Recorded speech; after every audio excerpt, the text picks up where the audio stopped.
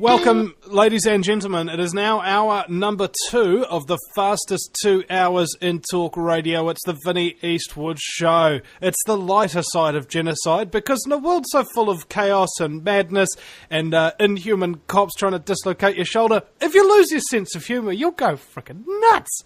And where were we at? We were at... so, you were walking up to the court on Thursday. Yeah, that's right. We had a closed court hearing. So court was after 5 o'clock. It was quite funny because, I wasn't even aware of this. If you remember correctly, when we were at the cell having the hearing, they told me court was Friday. So on my way back from being brought back from Arohata, they're taking us to New Plymouth. So we thought we were meant to spend the night in New Plymouth and then appear at the court on Friday, which is what they told everyone too, by the way.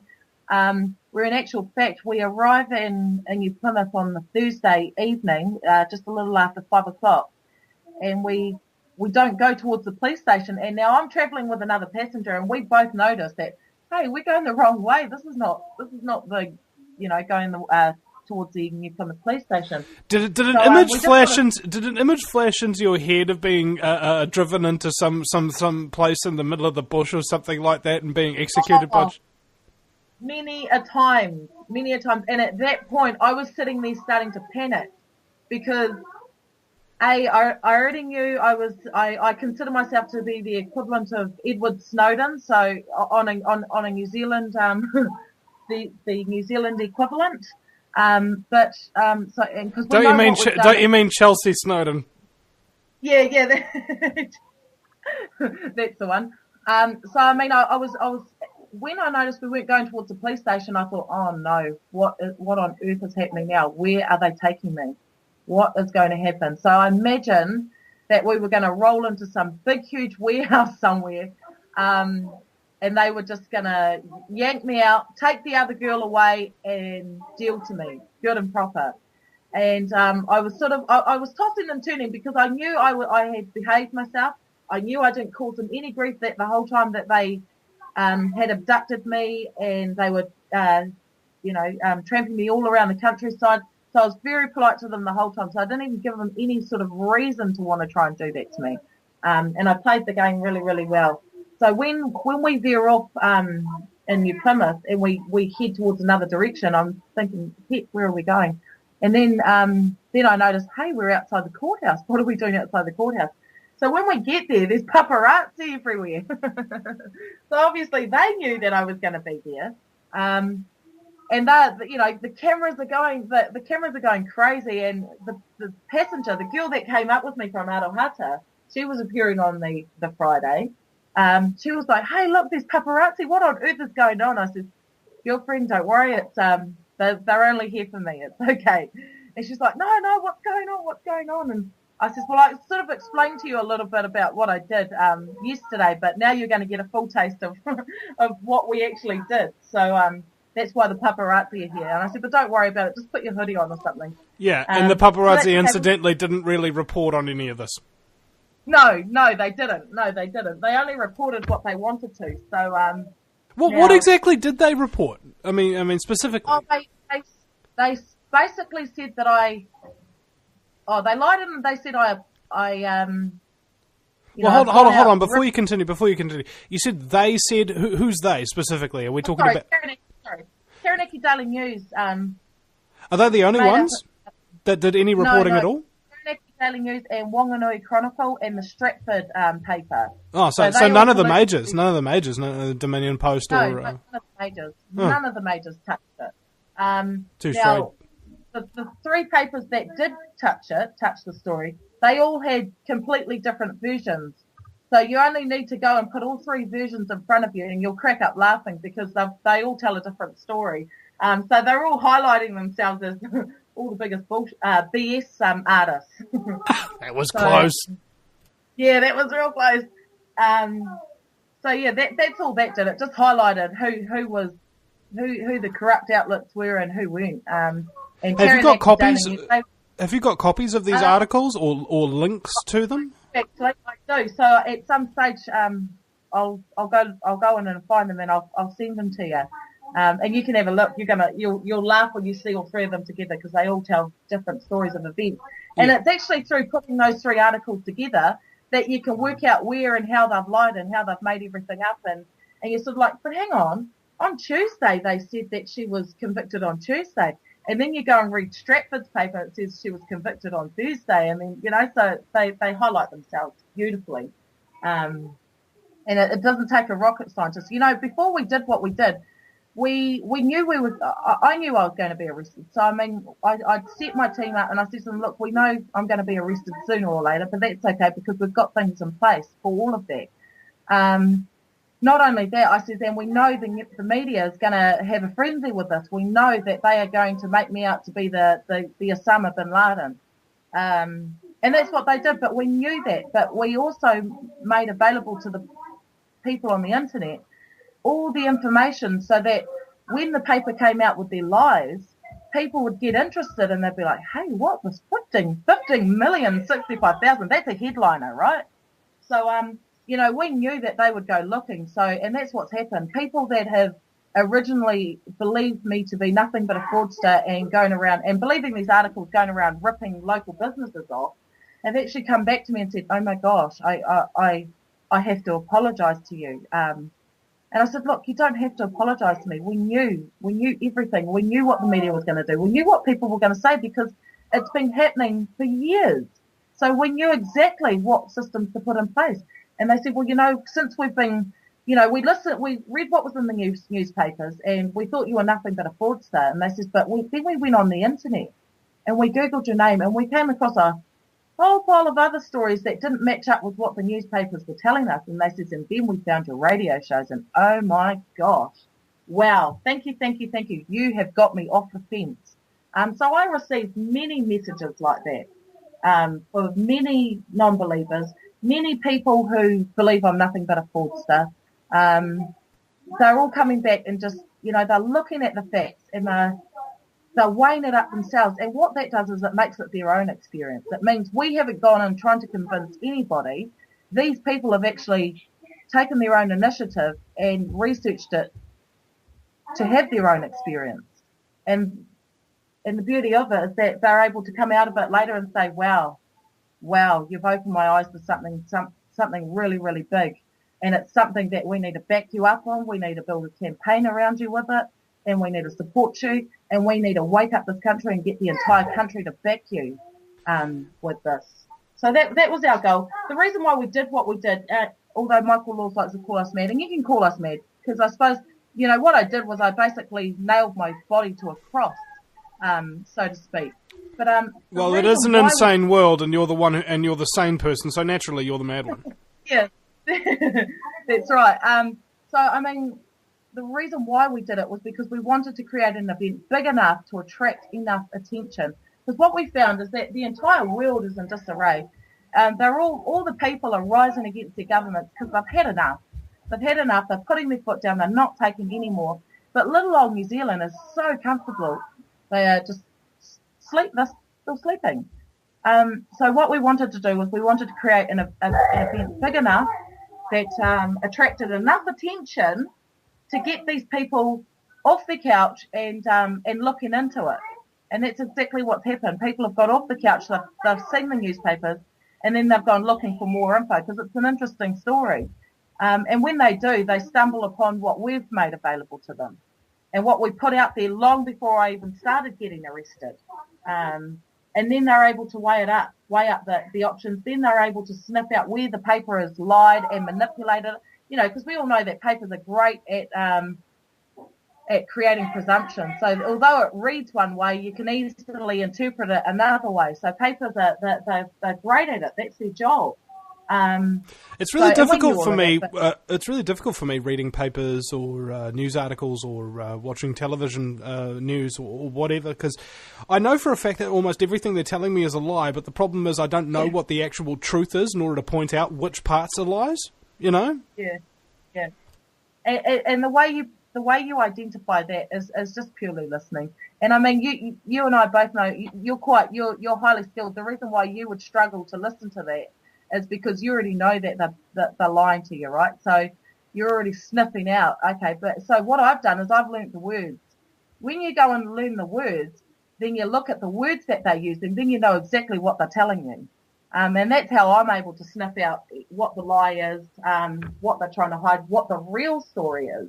And that's just through learning the real interpretations of the word. So, when you're dealing in law, you want to go and look up the interpretation of the word under law. For example, you don't want to go and, if you're dealing with law, you don't want to go and get an Oxford dictionary and take that understanding, because it doesn't, it means something totally different. And that's where, knowing the difference between English and legalese comes in as well. Yeah, you get your Black's Law and your Butterworths. Oh, yeah, definitely. All of it. Anything, really, anything that helps you, because, how I've operated is, I've taken a bit of everyone's information and I've formulated my own sort of picture. Well, that's interesting you should say that, because there were a number of people who were accusing you of, what was it, the OPPT, the Open People's Public Trust, or something of that nature. Somebody accused them of ordering you around and getting you into trouble or something of that nature. I presume that was BS. Rubbish. I'm not even affiliated to the One People's Public Trust. Really? Not at all? Not at all. When I stumbled on them, I was actually already on my own path of doing exactly what they had done. So it just so happened that they had beat me to the punchline. But, you've got to remember, they've got a whole team of people working on this. I was just one person. So I was actually already on my own path of doing exactly what the One People's Public Trust done. I was going to foreclose. Now, I wasn't going to do it on such a grand scale that they did, because I was just going to do it for my family, just so that I knew that when it's my time to pass away, my children are going to be safe. My children are going to be looked after. They're going to be educated. They're going to know this stuff. And that's why I did it, was because I wanted to make sure my family was going to be protected. Because, when we all go, who's going to protect them? If we don't put these tools into place now, and we don't put the systems into place, what have they got? They've got this nasty world that with this elite select group of people that live under the fantasy that they have full control and authority over people, where in actual fact it's just a presumption. And if you rebut them, then you'll soon see just how much it is just an act. They're all paid actors as far as I'm concerned. So for people to affiliate me with the One People's Public Trust and to say that they were bossing me around and they were making me do, rubbish. I've got my own mind. I stand on my own 2 feet.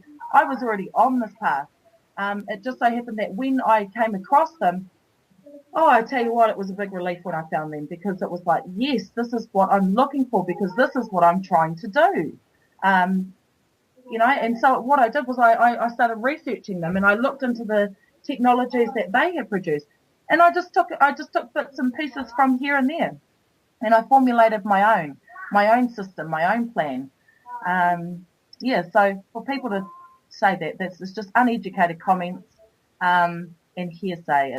It's nonsense, absolute nonsense. Well, and that's why I like to actually interview people, is because that way I can have a look, because I hear all these claims and so on and so forth, and I don't give any of them any credence until I actually get to talk to the person and get the truth from the horse's frickin' mouth.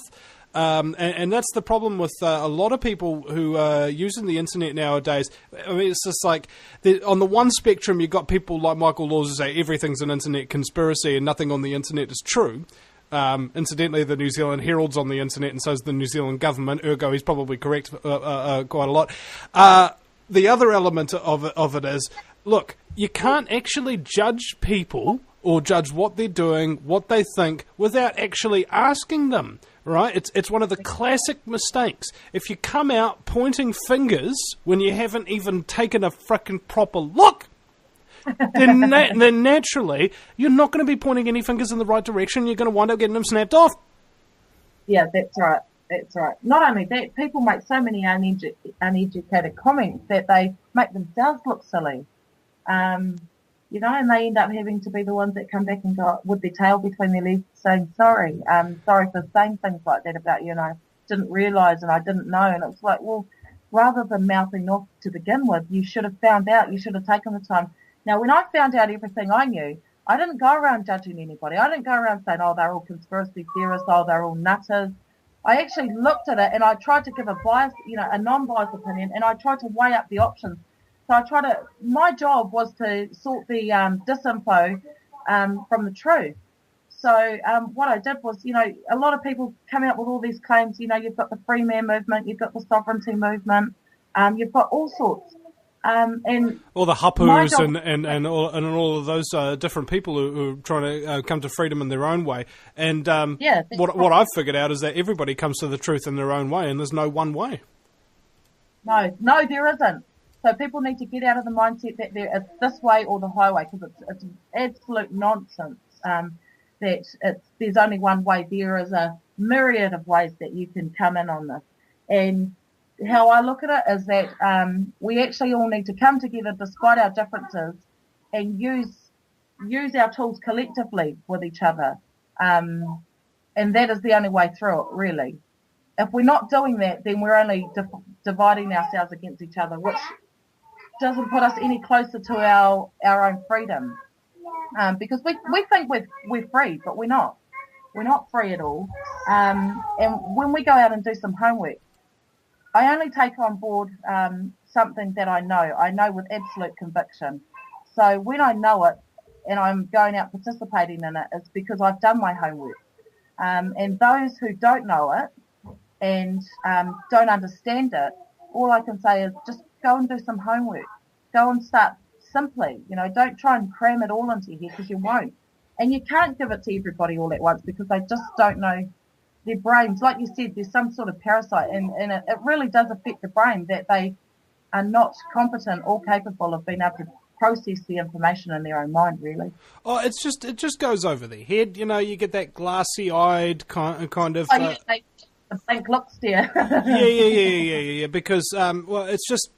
You have to be versed. It's sort of like if I was to come at you and say K equals X times Y equals 3. And you'd be like, what? You're just telling me a bunch of random letters and numbers, and it doesn't make any sense. Of course I don't understand that.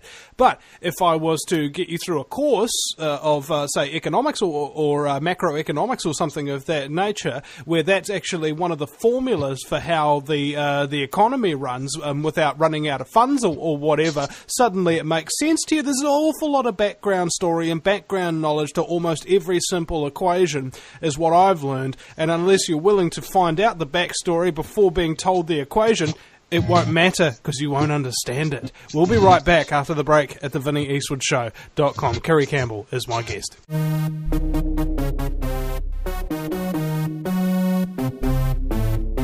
What on earth is happening now? Where are they taking me? What is going to happen? So I imagine that we were going to roll into some big, huge warehouse somewhere, and they were just going to yank me out, take the other girl away, and deal to me, good and proper. And I was I was tossing and turning, because I knew I had behaved myself. I knew I didn't cause them any grief that the whole time that they had abducted me, and they were, tramping me all around the countryside. So I was very polite to them the whole time. So I didn't even give them any sort of reason to want to try and do that to me. And I played the game really, really well. So when we veer off...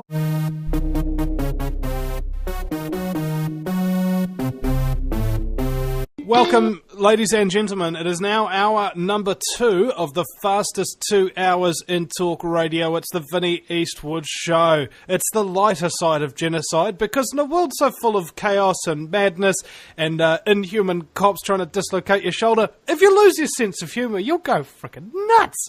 And where were we at? We were at... so you were walking up to the court on Thursday. Yeah, that's right. We had a closed court hearing. So court was after 5 o'clock. It was quite funny, because I wasn't even aware of this. It's if you remember correctly, when we were at the cell having the hearing, they told me court was Friday. So on my way back from being brought back from Arohata, they're taking us to New Plymouth. So we thought we were meant to spend the night in New Plymouth and then appear at the court on Friday, which is what they told everyone too, by the way.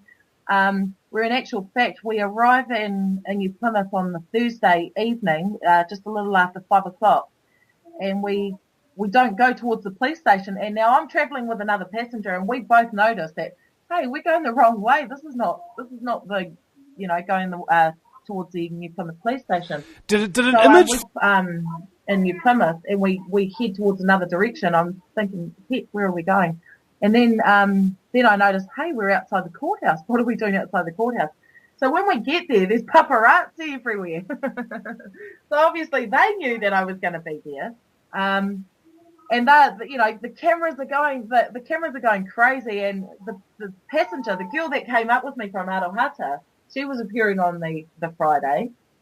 She was like, hey, look, there's paparazzi. What on earth is going on? I said, girlfriend, don't worry. It's they're only here for me. It's okay.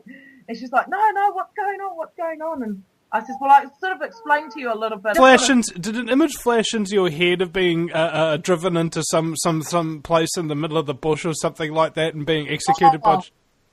Many a time. And at that point, I was sitting there starting to panic because... I already knew I consider myself to be the equivalent of Edward Snowden, so on a New Zealand the New Zealand equivalent. Don't you mean Chelsea Snowden?